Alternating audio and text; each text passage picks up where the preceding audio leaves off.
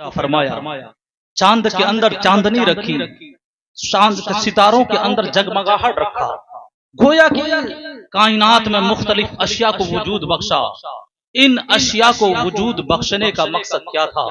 اللہ نے اعلان فرما دیا کہ ان ساری چیزوں کو پیدا کرنے کا مقصد یہ تھا کہ انسان ان ساری چیزوں میں غور کرے، غور کرنے کے بعد معبود حقیقی یعنی اپنے خالق و مالک کو پہچان لے۔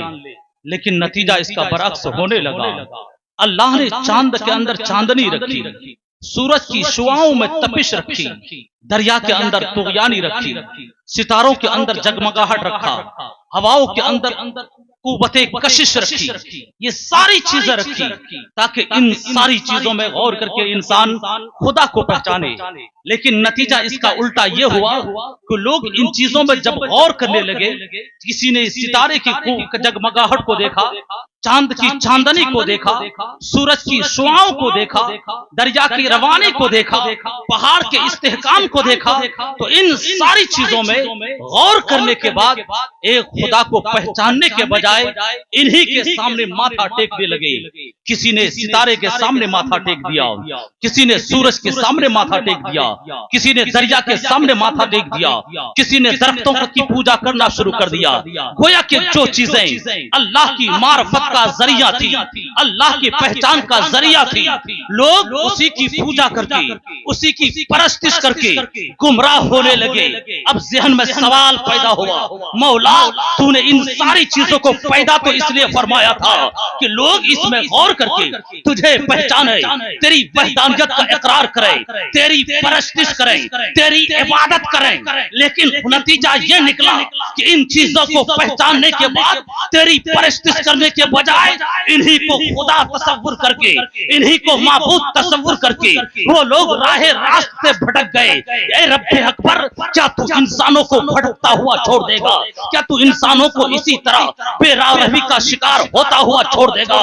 ندائے غیبی آتی ہے، نہیں نہیں، میں نے ان ساری چیزوں کو اپنی معرفت کا ذریعہ تو بنایا تھا، لیکن لوگ گمراہ ہو گئے، تو ان لوگوں کو گمراہی سے بچانے کے لیے میں نے نبیوں کی جماعت بھیج۔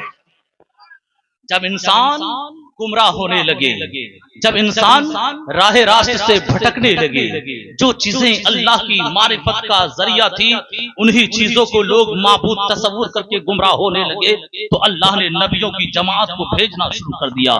حضرت آدم سے لے کر کے میرے نبی تک کم و بیش 1,24,000 یا 2,24,000 انبیاء اکرام دنیا میں تشریف لائے۔ جب ہمارے نبی مکے کی سرزمین پر تشریف لائے، اللہ نے قرآن میں اعلان فرما دیا یہ محمد عربی ہیں، آخری نبی ہیں، اس کے بعد کوئی نبی نہیں آئے گا۔ اب ذہن میں سوال پیدا ہوا، مولا پہلے کے لوگ جب گمراہ ہو جاتے تھے تو ایک کے بعد ایک نبی کو بھیجتا تھا، کبھی حضرت نوح آتے تھے، کبھی حضرت ابراہیم آتے تھے، کبھی حضرت شیش آتے تھے تو کبھی یوشع بن نون آتے تھے، کبھی حضرت ہود آتے تھے تو کبھی حضرت لوط آتے تھے۔ مولا جب تو نے اپنا محبوب بھیج دیا، محبوب بھیجنے کے بعد یہ اعلان فرما دیا کہ میرا محبوب آخری نبی ہے، اس نبی کے بعد کوئی نبی نہیں آئے گا۔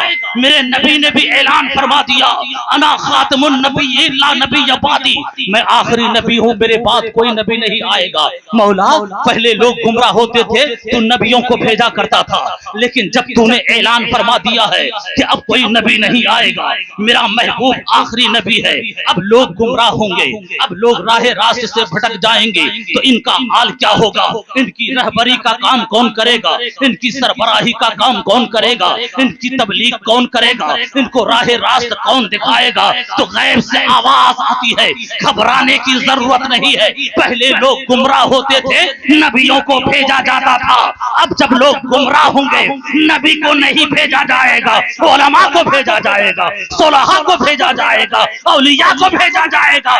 میرے نبی نے ارشاد فرما دیا اولیاء امتی کانبیاء بنی اسرائیل، اے لوگوں سنو سنو، جو کام بنی انبیاء اسرائیل کے انبیاء انجام دیا کرتے تھے وہ میری امت کے اولیاء